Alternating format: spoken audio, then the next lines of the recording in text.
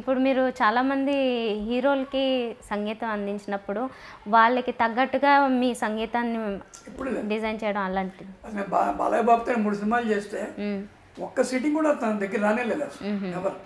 భైరవ ద్వీప ఏ cinema అయినా సరే మేము మన సుమన్ గారు, రాజేంద్ర ప్రసాద్, నరేష్ ఎవరు నన్ను వచ్చి ఇలా కావాలి అలా కావాలి ఎవరు నన్ను ఏం అడగల. కానీ ఇప్పుడు అడుగుతున్నారని అంటున్నారు కదా సార్. అంటే అది వాళ్ళు ఇచ్చే ఆలస్య వల్ల నాకు తెలియదు. ఇప్పుడు నేను రేపు చేయబోయే సినిమాలైనా సరే నేను సరిగ్గా వాళ్ళు నచ్చే పాట ఇవ్వగలగాలి. నేను ఇస్తే నా వల్ల రారు కదా వాళ్ళకి ముందే అడుగుతాం కదా సిట్టింగ్స్లో, మీకు ఏ టైం సినిమా ఇది ఇలా చేస్తే బాగుంటుంది ఇలా ఉంటుంది ఆ డిస్కషన్ ఉంటుంది కదా. అదైన తర్వాత మనం డెఫినెట్గా చేస్తాం కదా. వీళ్ళందరికీ నచ్చడమే కాదు జనానికి నచ్చాలి, ముందు అదృష్టిలో పెట్టుకోవాలి. సో మీరు చేసిన వాటిల్లో ది బెస్ట్ అని కొన్ని ఉండిపోయాయి, బృందావనం కానీ లేకపోతే భైరవ ద్వీపంలో ఈ సాంగ్ కానీ, ఇలా కొన్ని చాలా మందికి ఎక్కువగా కనెక్ట్ అయిన సాంగ్స్. వాటిలో మీకు చాలా బాగా నచ్చేది, మీరు మళ్ళీ చూసుకునేది, ఇష్టపడేది అలా ఏదైనా 1-2 చెప్పగలుగుతారా? అన్నీ ఇష్టపడే చేస్తారు. నేను ఫ్లాప్ అయిన సినిమాల్లో కూడా బెస్ట్ మ్యూజిక్ ఇచ్చాను. అది మ్యూజిక్ తెలిసిన వాళ్ళకి బాగా తెలుసు.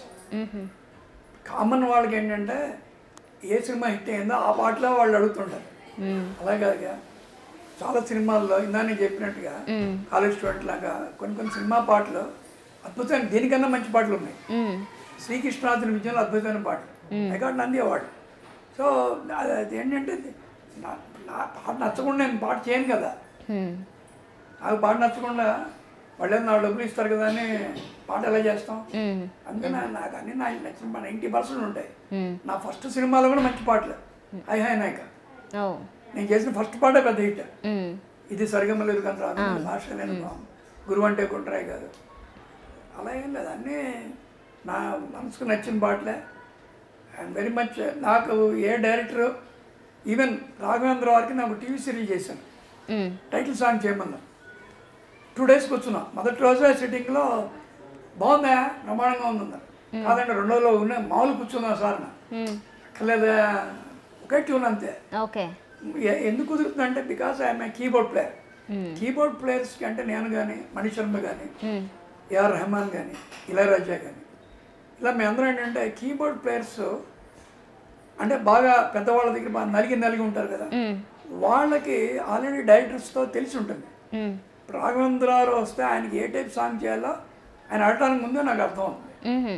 సంగీతం గారికి ఏం కావాలి, బాపు గారికి ఏం కావాలి, అది కీబోర్డ్ ప్లేయర్కి ఈజీ. అది ఓకే, కీబోర్డ్ ప్లేయర్ అంటే next post to music director. So ఎంతమంది మాకు ఇది ఉంటుంది కాబట్టి ఒక విశ్వనాథ్ గారితో సినిమా చేసినప్పుడు ఆయనకి ఎలా ఇస్తే ఆయన ఇష్టపడతారో మనకు ముందే తెలుస్తుంది. అది ఎక్కువ మంది అయితే ఇప్పుడు జనరేషన్లో వాళ్ళు కూడా కీబోర్డ్ చిన్నప్పుడే నేర్చేసుకుంటున్నారు. కీబోర్డ్ నేర్చుకోవడం చాలా మంది తెలియదు. కీబోర్డ్ నేర్చుకునేది ఉండదు, హార్మోనియం లానే. అదే దీంట్లో గ్రేడ్స్ ఉంటాయి. ఆ గ్రేడ్స్ నేర్చుకుని బ్రహ్మాండంగా వచ్చిన వాళ్ళ హ్యాండ్లింగ్ వేరుగా ఉంటుంది. దాంట్లో మన సౌత్ ఇండియాలో ఓన్లీ 3-4 ఉన్నారు ఇప్పుడు ఉన్న వాళ్ళ బెస్ట్ ప్లేయర్స్ వాడు. ఓకే, రాకేష్ ఉన్నాడు, 8 గ్రేడ్స్ పాస్ అయ్యాడు. సో అతను ప్లే చేసి వేరుగా ఉంటుంది, నేను ప్లే చేసిన వరంగా ఉంటుంది. సో అలా అనమాట. అందుకనే కీబోర్డ్ కాదు, పియానో గ్రేడ్స్ చేయాలి. అందుకనే ఎంతమంది మ్యూజిక్ చేసినా ఎవరు చేసినా ఇళయరాజా అని ఎందుకు తలుచుకుంటారంటే అతను అన్ని గ్రేడ్స్ చేశాడు. ఈయన highly talented, one man show, assistant సకల్ అతను. And fastest composer in India, very fast. Okay, ఒక రికార్డింగ్ చేయాలంటే అప్పటికప్పుడు 2 daysలో చేస్తాడు. నేను ఇంతవరకు ఏ మ్యూజిక్ డైరెక్టర్ని అలా నేను చూడాలి. ఇలాంటి ఇంట్రెస్టింగ్ వీడియోస్ కోసం తప్పకుండా మా ఛానల్ని సబ్స్క్రైబ్ చేయండి.